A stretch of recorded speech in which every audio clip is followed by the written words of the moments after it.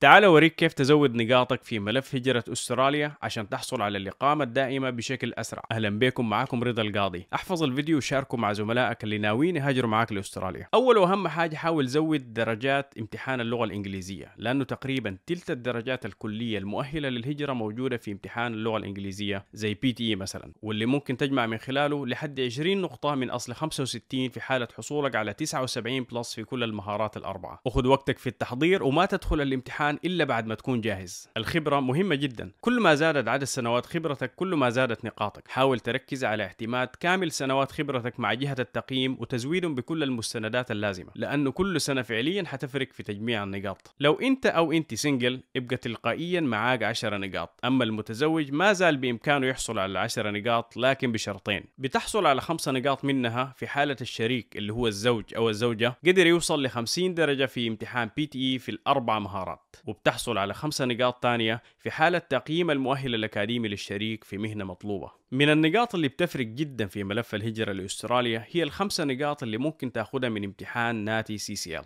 الامتحان متوفر بأكثر من 50 لغة وأصبح أونلاين من 2020، وده خلاه يبقى متاح لعدد أكبر من المتقدمين. وده أحد الأسباب اللي خلى نقاط الدعوات تزيد في السنوات الأخيرة، لأنه الكل بيمتحنوا بياخد ال5 نقاط. هي 5 نقاط لكن بتفرق جدا في ترتيبك في صفوف الانتظار. دي كانت أهم النصائح عشان تزود نقاطك وتحصل على الدعوة بشكل أسرع. كان معكم رضا القاضي، وسلام.